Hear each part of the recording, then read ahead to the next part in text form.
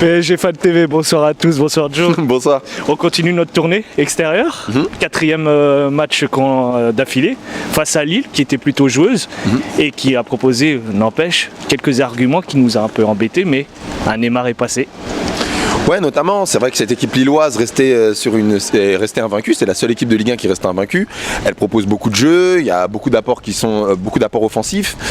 Tu vois Renato Sanchez, tu vois Oro, il y a beaucoup de personnes qui proposaient, Osimhen exactement, qui a été très en mouvement, qui nous ont montré en fait un pressing haut. Après ils ont perdu un petit peu en rythme, mais comme tu dis, voilà, on a eu encore une fois un grand Neymar ce soir qui nous a apporté énormément offensivement, aussi bien sur ses passes, aussi bien sur même son repli défensif, qui a mis en difficulté cette défense, donc voilà, c'est super positif.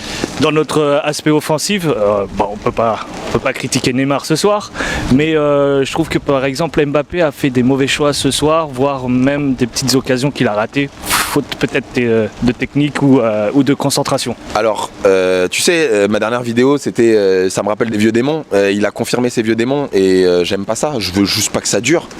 La dernière vidéo, j'ai dit, attention Mbappé, petit bémol, tu fais les mauvais choix.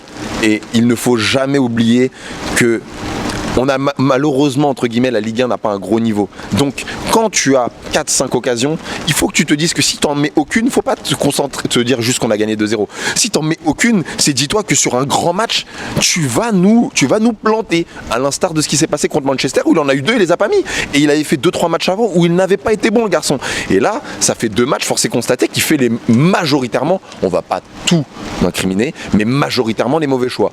Il a encore le temps de le réajuster. Mais voilà, juste petit avertissement, je te dirais, Kylian, reconcentre-toi, ne crois pas que le football c'est facile, ne te dis pas en rentrant dans le vestiaire que tu as fait le taf, ou c'est pas grave parce qu'on a gagné, parce que quand tu vas jouer des Dortmund, on va pas te le pardonner, et puis quand tu vas rentrer à la maison, si on se qualifie pas, on va t'en vouloir. Et j'ai pas du tout envie que cette vidéo soit prémonitoire, ça, crois-moi, mais ça m'a rappelé l'année dernière.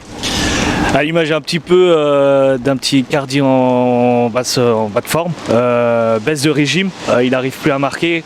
À ton avis, moi j'ai cette approche où il n'est pas assez servi, correctement en tout cas. Icardi, est-ce que tu trouves qu'on l'utilise à bon escient, de façon judicieuse pour son type de jeu? Alors, il y a beaucoup de choses dans ce que tu dis. Oui, Icardi touche pas beaucoup de ballons, il doit en toucher une 10 ou 15, ça c'est vrai.